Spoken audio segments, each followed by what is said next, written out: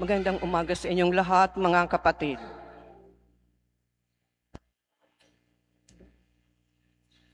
Ating ipinagdiriwang ngayon ang kapistahan ng banal na mag-anak, Jesus, Maria at Jose.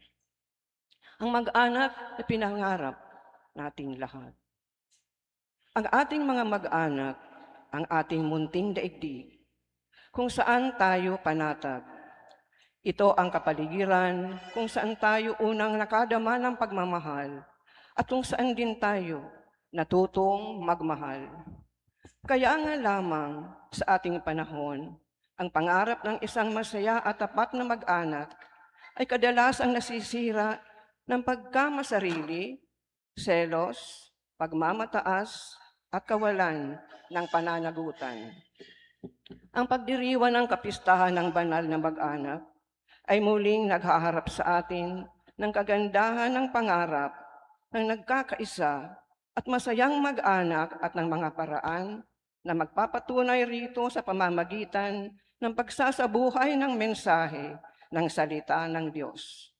Ang halimbawa ni Mariang Kabanal-Banalan at Jose at ang turo ni Pablo naway maging inspirasyon natin upang ang ating mga mag-anak ay maging tulad ng pinapangarap natin at hinahangad ng Diyos para sa kanila.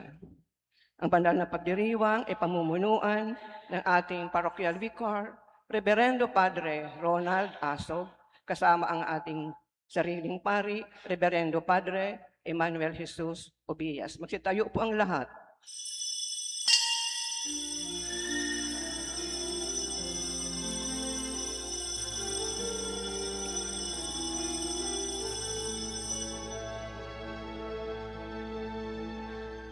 Purihin ang Panginoon, umawit ng palakpak, at tugtugin ang gitara at ang kayayang lira. Ipanin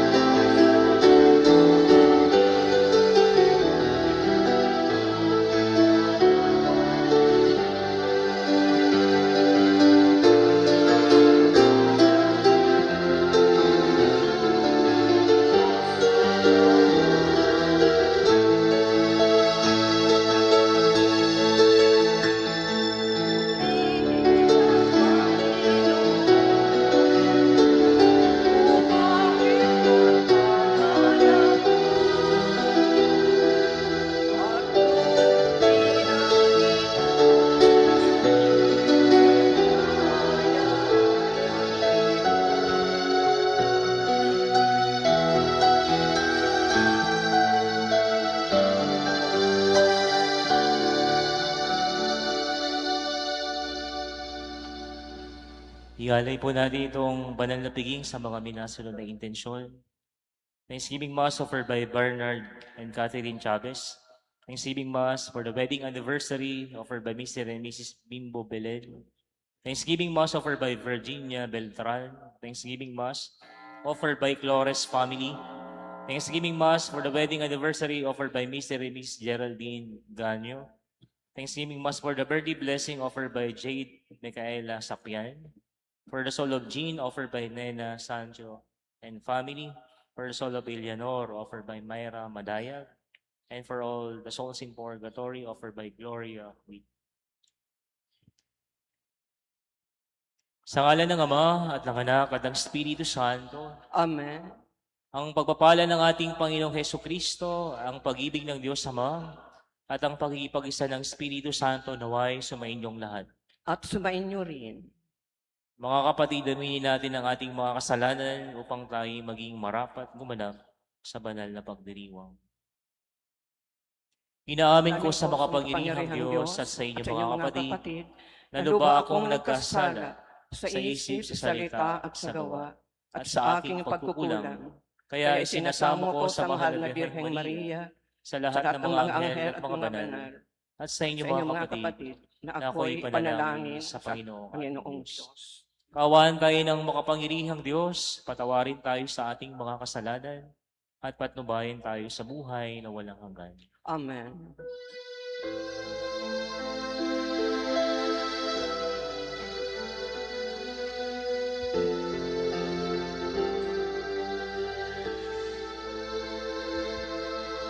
Ikaw na nag-aalis ng mga kasalanan ng mundo, Panginoon, maawa ka sa amin.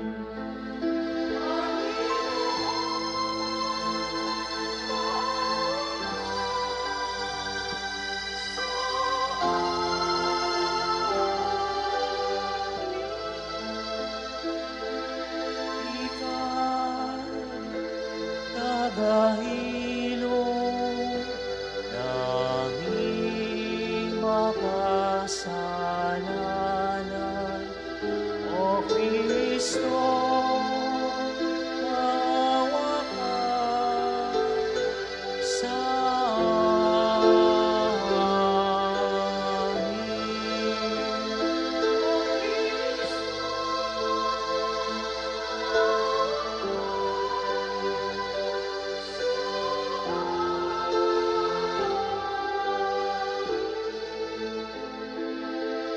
Ika'y tagapamagitan ng Diyos at ng bayan. Panginoon, maawa ka sa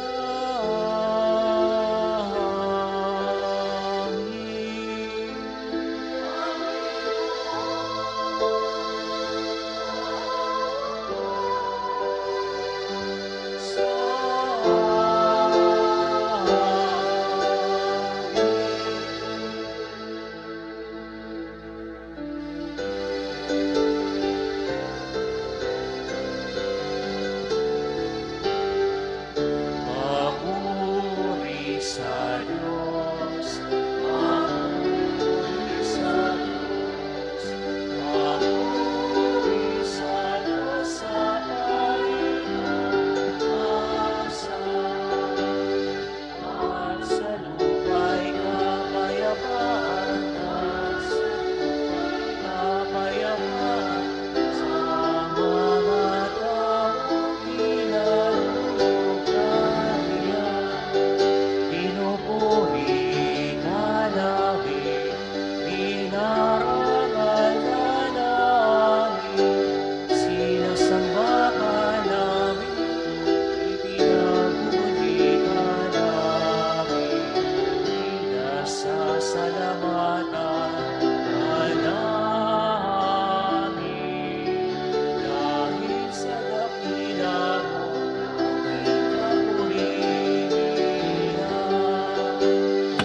Panginoong Diyos.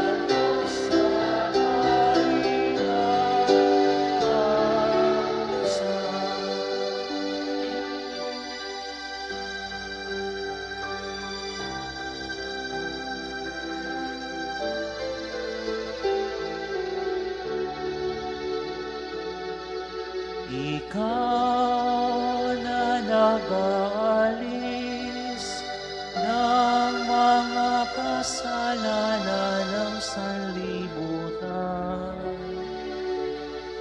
Maawa ka sa amin.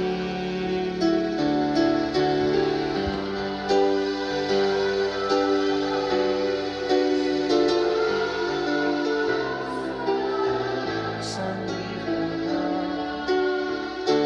tanggapin mo ang aming kahilingan. Tanggapin mo ang aming kahilingan. Ipanalulog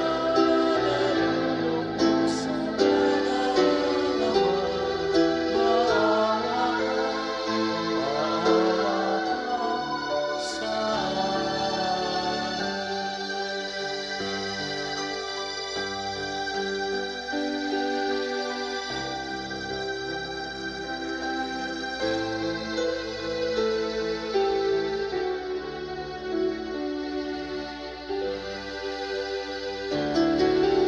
Papuri sa Diyos, papuri sa Diyos, papuri sa Diyos sa kaligtasan. Sapagkat ikaw lamang ang banal at nakakaastasan. Ikaw lamang, O Jesucristo, ang Panginoon, kasama ng Espiritu Santo sa kadakilaan. Ang Diyos Ama't, ang Diyos Ama't,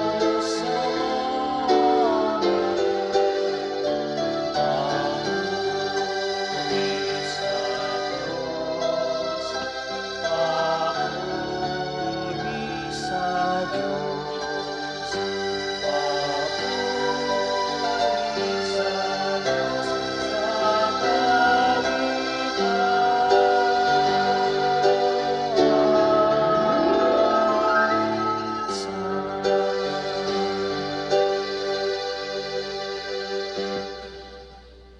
Manalangin tayo. Ama naming makapangyarihan, pinakalooban mo kami ng ulirang hawaran ng angkan na sina Jesus, Maria at Jose, ang mag-anak na banal. Sa pagtulad namin sa kanilang mabuting pagsusunuran, kami naway magkamit ng walang maliw na kaligayahan. Sa pamamagitan ni Jesucristo kasama ng Espiritu Santo, magpasawalang hanggan. Amen. Ang mapitagang pakikitungo ng kabataan sa kanilang mga magulang ay isa sa mga bumubuo ng isang masayang mag-anak. Gayon ang katotohanang ikinikintal ng anak ni Sirach, ang relihiyosong may akda ng unang pagbasa sa araw na ito. Ang unang pagbasa.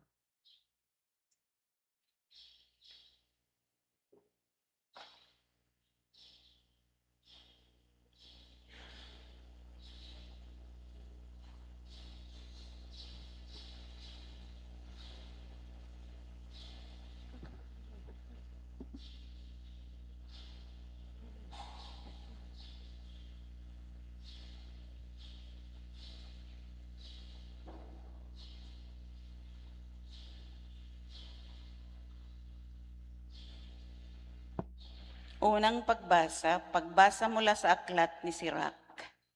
Ang mga ama ay binigyan ng Panginoon ng kapangyarihan sa mga anak, at iniutos niya na sundin ng mga anak ang kanilang ina.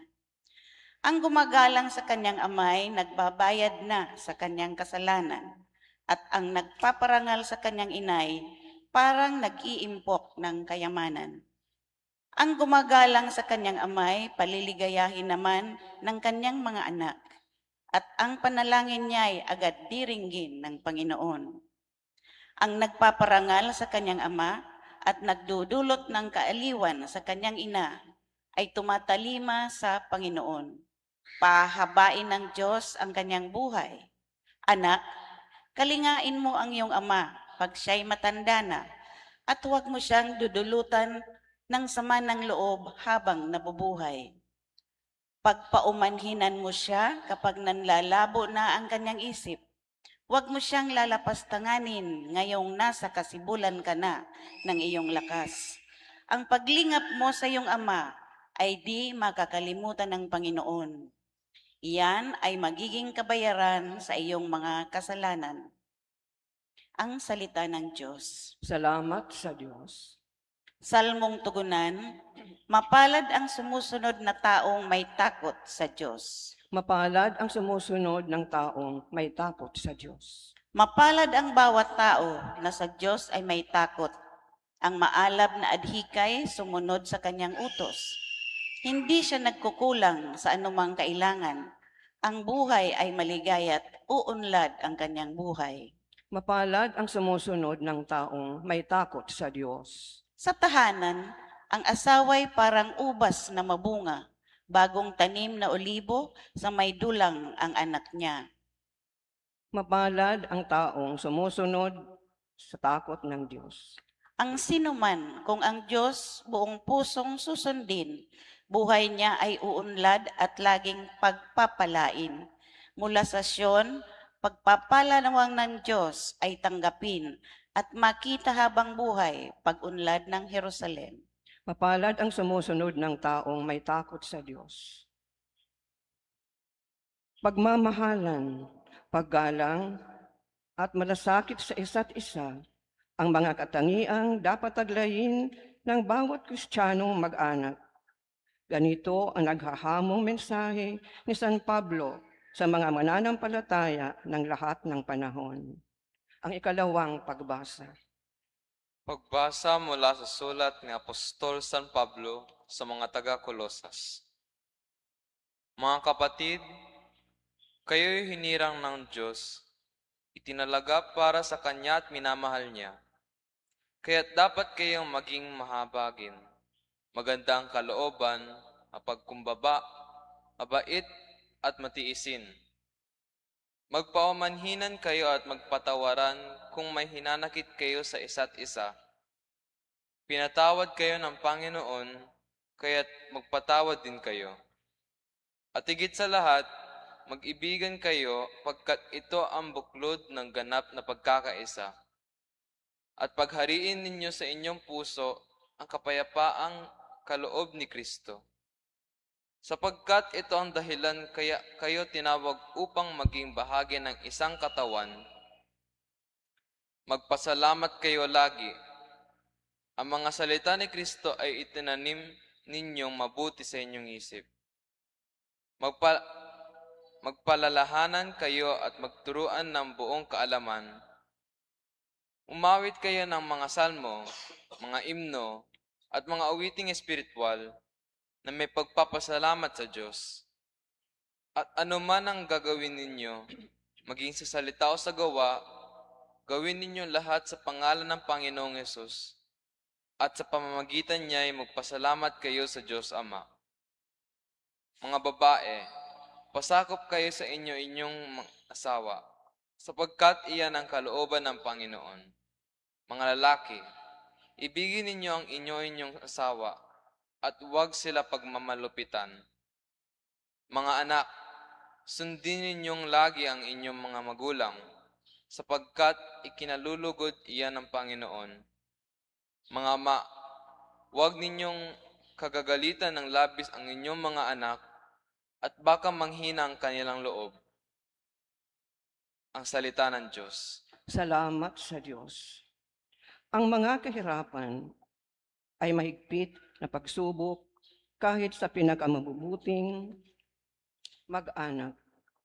Ang kanilang lakas ay nagmumula sa pananalig sa Diyos at sa pagsunod sa Kanyang kalooban.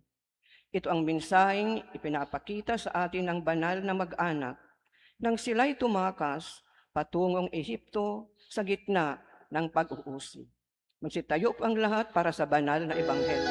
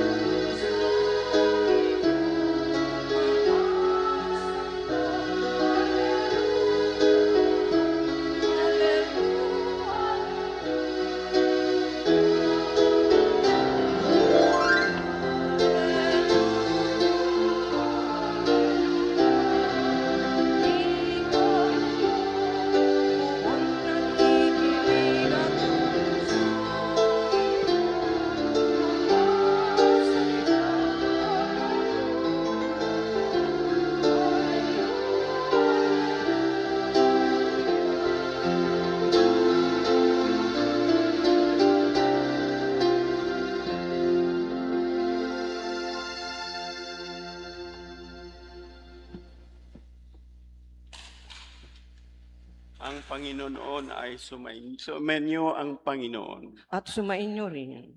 Ang mabuting balita ng Panginoon ayon kay San Mateo. Papuri sa iyo, Panginoon.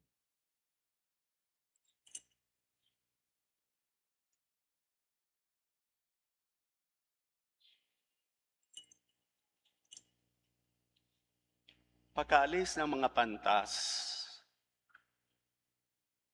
napakita kay Jose sa panaginip ang isang anghel ng Panginoon. Sinabi sa kanya, "Magbangon ka, dalhin mo agad sa Ehipto ang mag-ina.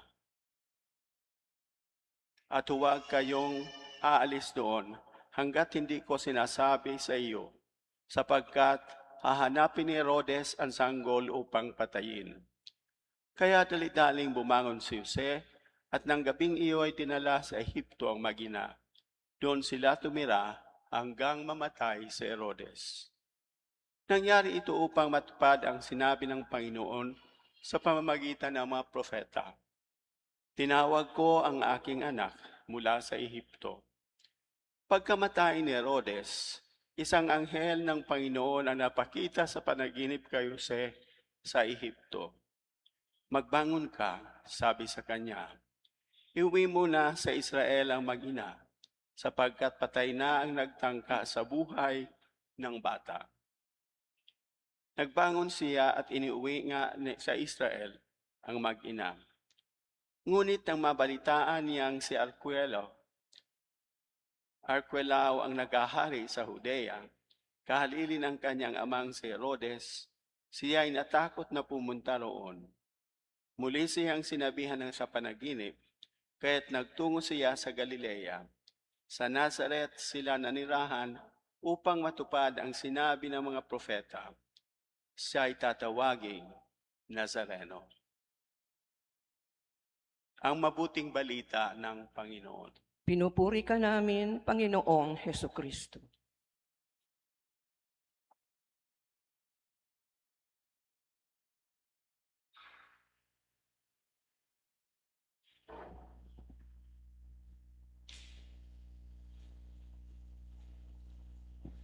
Magandang umaga po sa inyong lahat.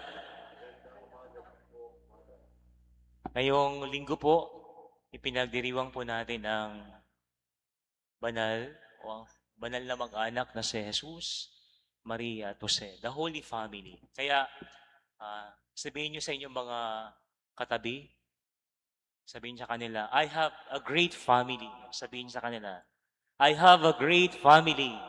Yan. Mga kapatid, no, pinagdiriwang po natin ang banal na pamilya, si Maria, Jose at Jesus, bilang ating modelo. They are our exemplar. No? Because lahat naman tayo ay galing sa pamilya. Kaya binibigyan natin ng pagpupugay, pagkikilala sa ating banal na family.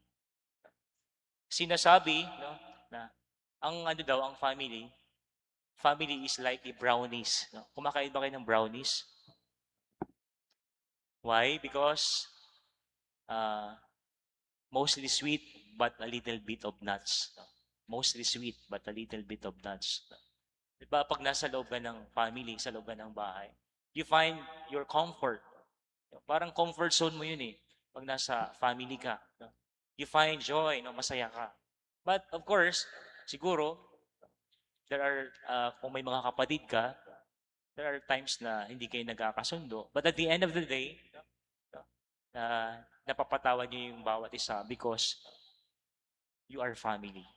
So, kaya nasabi natin that family is like a brownies, mostly sweet but a little bit of nuts.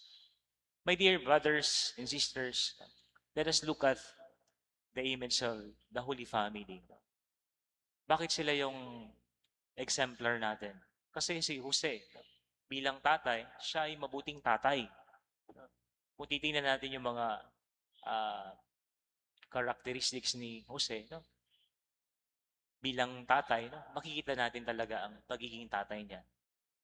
Being responsible, being just, being prayerful, at yung mga mga magagandang katangian na makikita natin sa pagiging tatay. Makikita natin yun sa pagkatao ni San Jose. At kung titingnan din natin yung buhay ni Maria, same sa mga nanay na naandito, talagang nagsakripisyo, nag-alay ng kanyang buhay para sa kanyang anak. Di ba? Ganon din yung mga nanay. Iniaalay nila yung buhay nila para sa kanilang mga anak. They would sacrifice kahit, di ba, sa pagkain, papaunahin kayo na umuna kumain bago siya. Talagang binibigyan niya ng priority ang kanyang mga anak more than herself. And of course, if you try to look at Jesus, siya ay mabuting anak. Wala tayong masasabi sa kanya dahil ang pagiging anak ay ng kanyang pamilya, ginampanan niya. Wala kang maririnig na nagpasaway si Jesus sa kanyang magulang. Tanggap, tuwang-tuwa sila, Jose at si Maria, na ang kanilang anak ay si Jesus. My dear brothers and sisters, this is the family that we are dreaming of. Mabuting family, banal na pamilya. Let us try to look at our own families or yung mga family na nakikita natin. Magkamukha ba yung family natin sa mukha ng family ni Jesus? Or marami tayong naririnig na malayo na. Maraming mga dahilan kung bakit hindi na kamukha ng family ni Jesus yung mga family ngayon. Because of siguro maraming mga factors. Kaya natutuwa ako dun sa mga family na every Sunday magkakasama sila. Pumapasok sa simbahan na nagdadasal.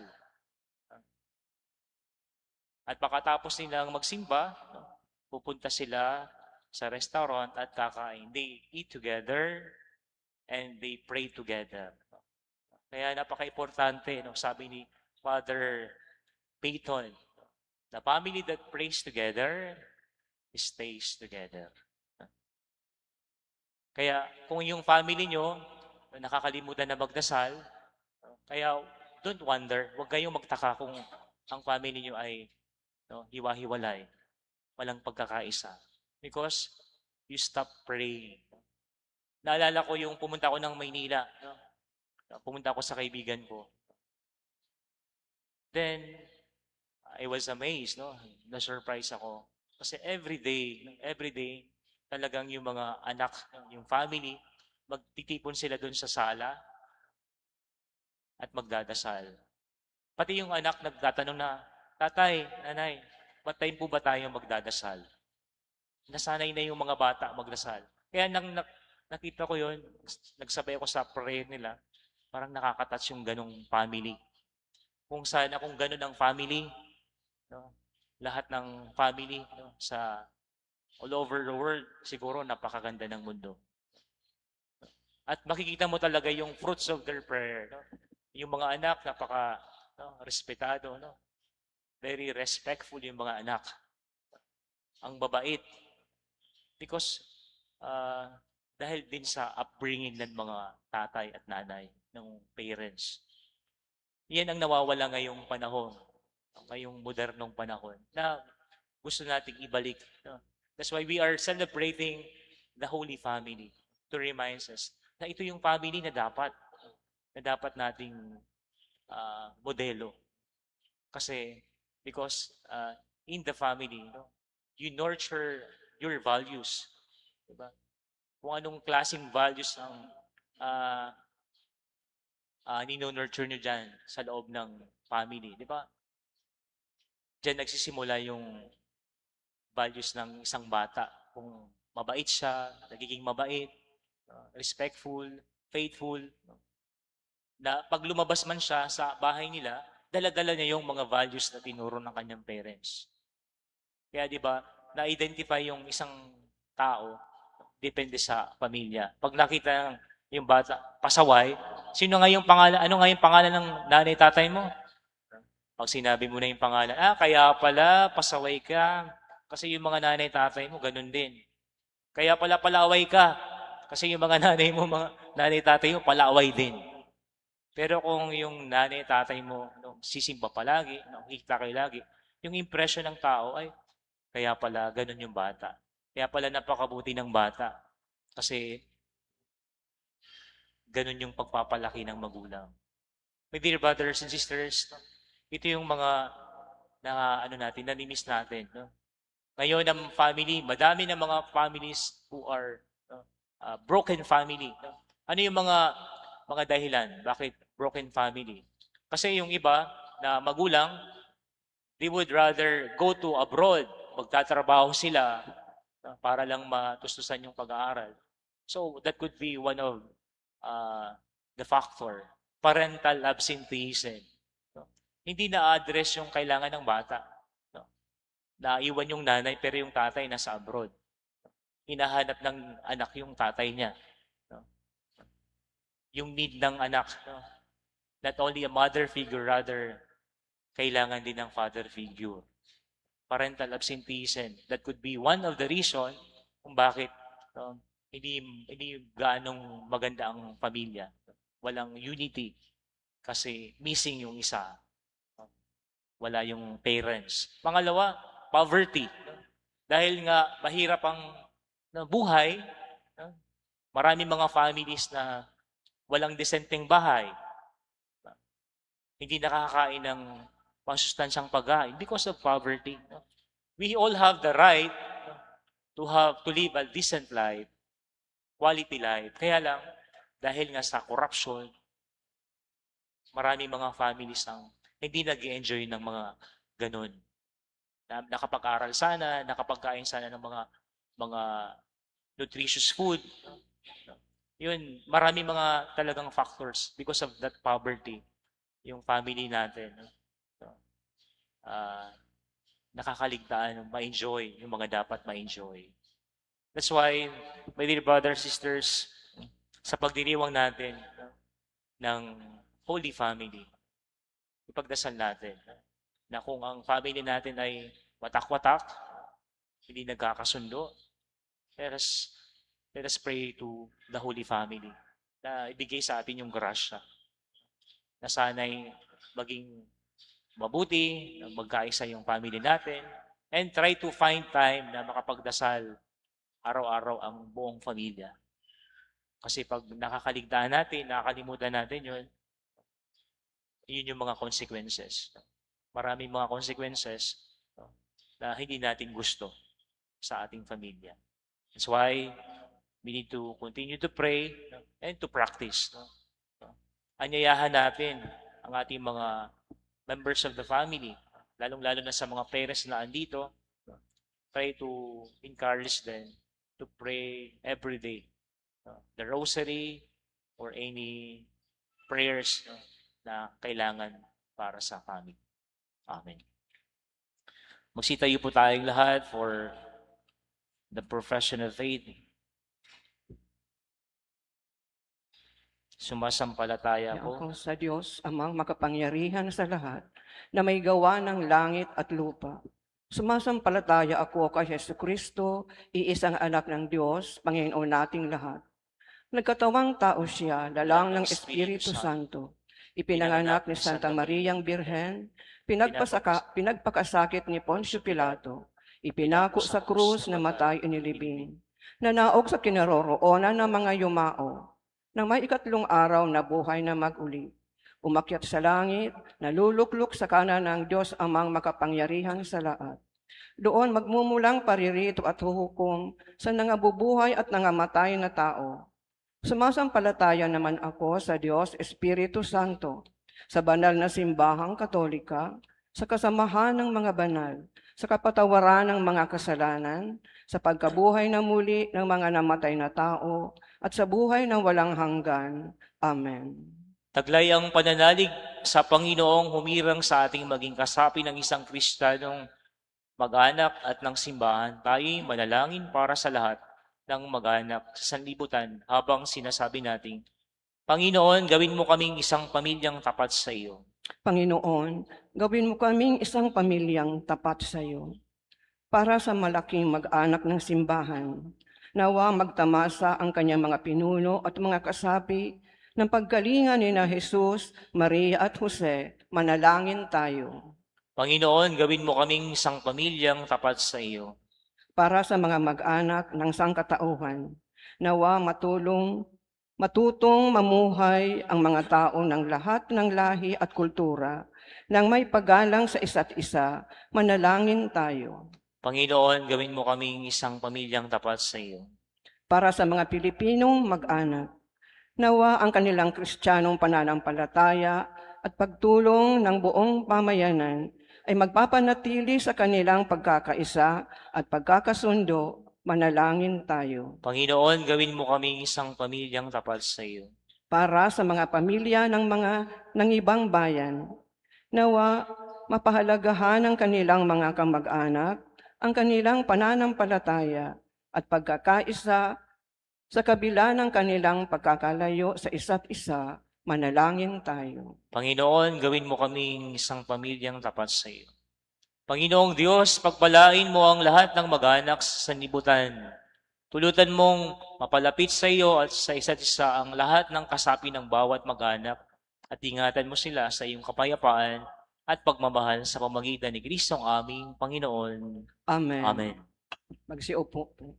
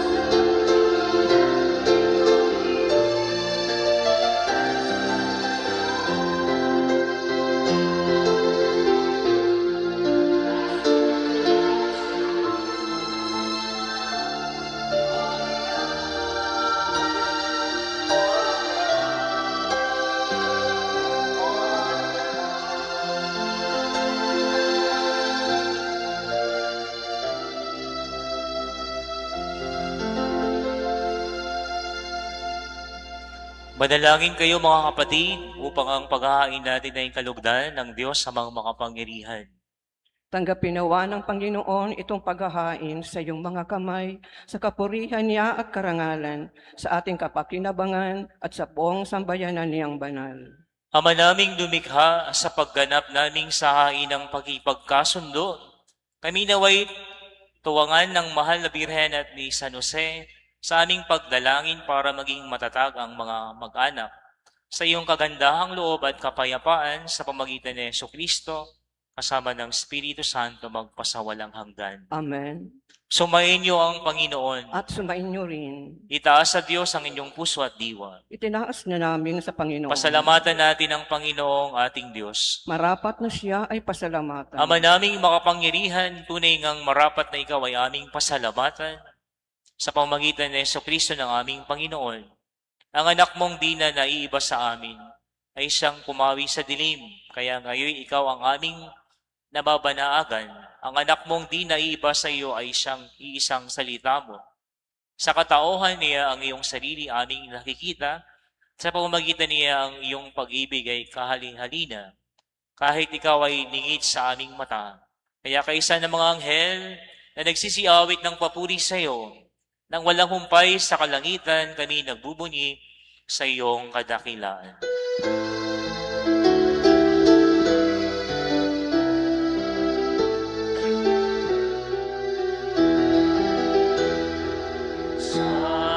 Santo, Santo,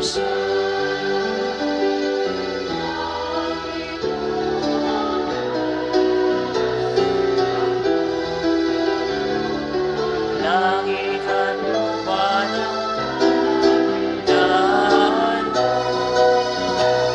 Hosana, Hosana, Hosana sa kaitaas. Hosana, Hosana, Hosana sa kaitaas. Pinagpala ang naparinig sa ngalan ng Panginoon. Hosana, Hosana, Hosana sa kaitaas. Hosana, Hosana, Hosana sa kaitaas.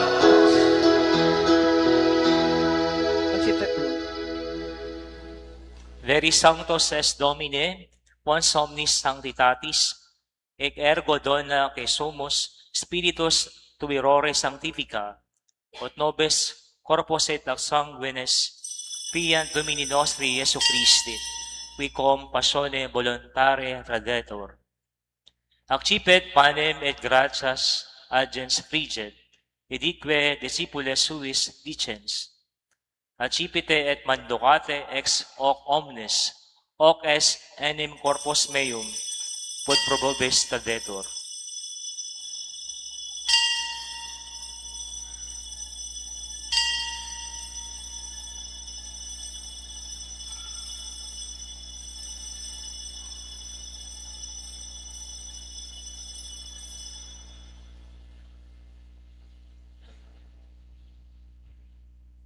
Simile mudo postquam tenatum est, accipiens et calicem eterum tibi gratias agens, didet discipulis suis dicens. Accipite et bebite ex eo omnes, ec es enem calix sanguinis mea nubi et eterna testamenti, qui pro vobis et pro multis effundetur in remissionem peccatorum, hoc facite in meam commemorationem.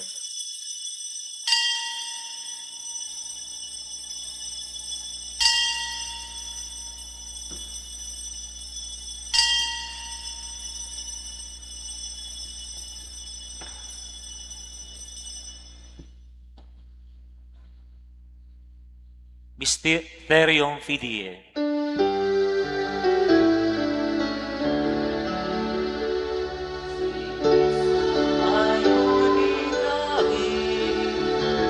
Sarili ay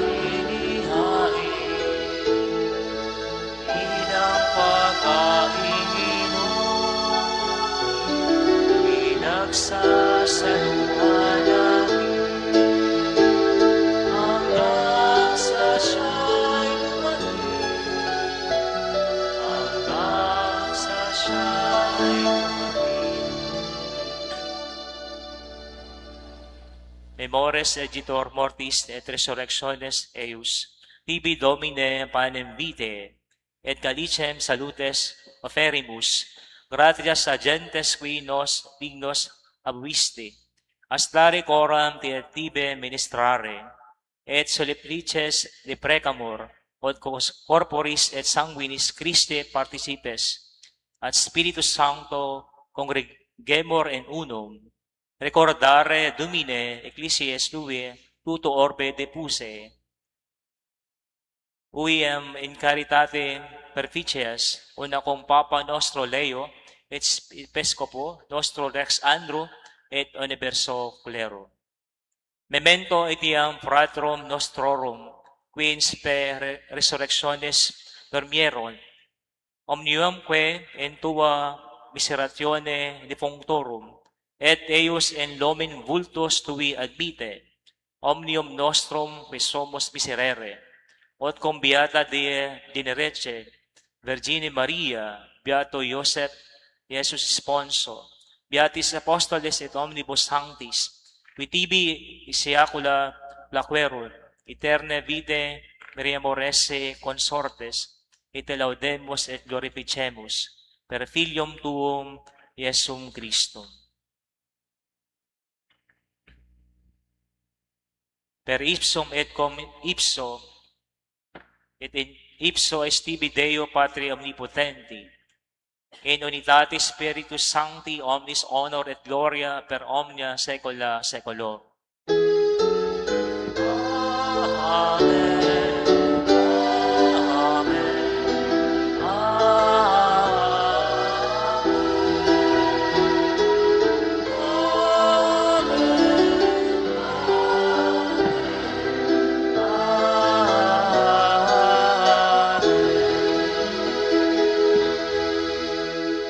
Sa tagubili ng mga nakagaling na utos at turo ni Jesus, na Panginoon natin at Diyos, ipahayag natin ng lakas loob. Magsiawit po tayo ng malakas.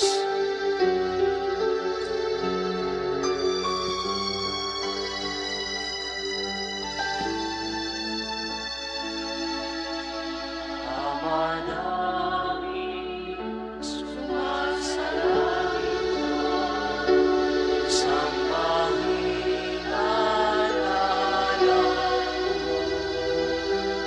Papa sa amin, ang kaharian mo, sundin ang loob mo.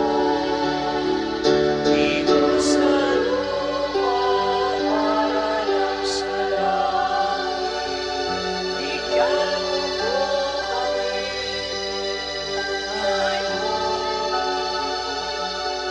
ng aming pangangailangan sa araw-araw at pagkahalin mo kami sa aming mga sala. Para lang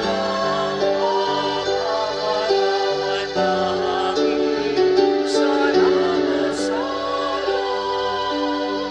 sa amin. At huwag mo kami pahintulot sa puso, at iadya mo kami sa lahat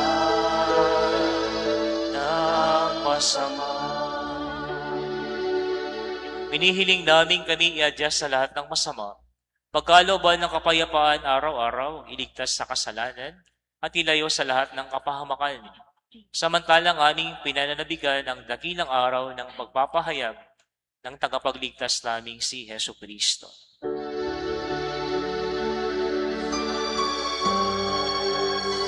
Ang kaharian, kapangyarihan, at kapurihan,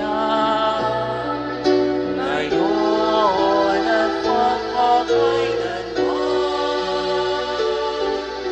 Ngayon at magpakailanman. Panginoong Hesu Kristo, sinabi mo sa iyong mga apostol, Kapayapaan ang iniiwan mo sa inyo. Ang aking kapayapaan ang ibinibigay ko sa inyo. Tungayan mo ang aming pananampalataya at huwag ang aming pagkakasala. Pagkalooban mo kami ng kapayapaan at pagkakaisa ayon sa iyong kalooban. Kasama ng Espiritu Santo, magpasawalang hanggan. Amen. Ang kapayapaan ng Panginoon ay laging sumainyo. At sumainyo rin. Magbigayin kayo ng kapayapaan sa isa't isa. Peace be with you.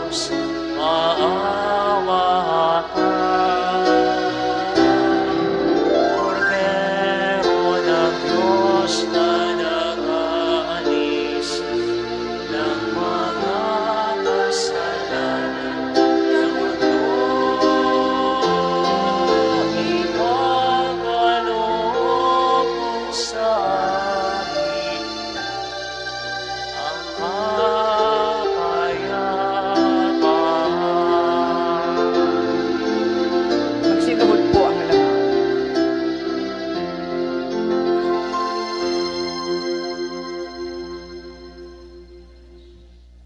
Ito ang kordero ng Diyos, ito ang nag-aalis ng kasalanan ng sanlibutan.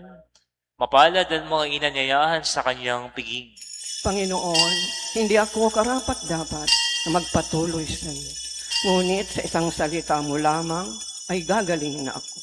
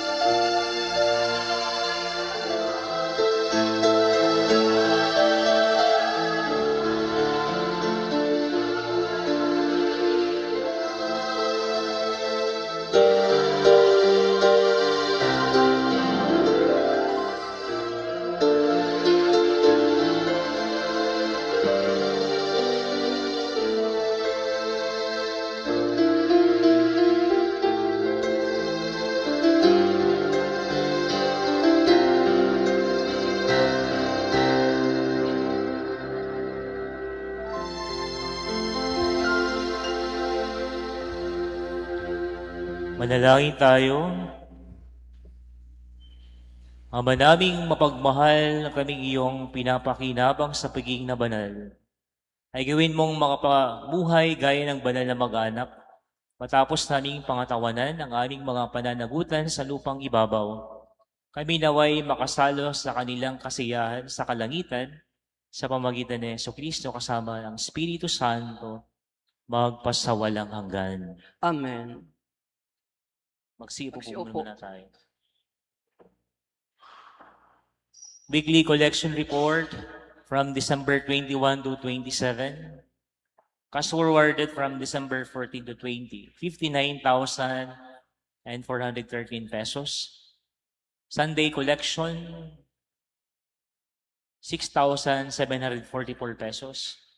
Barangay mass collection, 3,832 pesos. Weekdays collection, inclusive of funeral and vespera, 34,946 pesos. The total collection for this week, 45,522 pesos. The total disbursement, 20,775 pesos. The total cash in bank, 84,160 pesos. Maraming salamat po sa inyong lahat, sa inyong patuloy na pagtulong sa ating parokya. Palakpakan po natin ang bawat isa.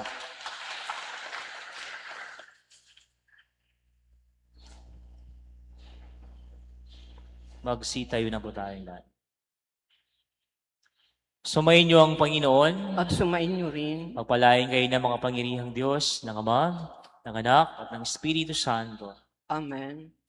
Taglayin ninyo sa inyong pag-alis ang kapayapaan ni Kristo. Salamat, Salamat sa sa Diyos. Diyos. Good morning and happy Sunday po.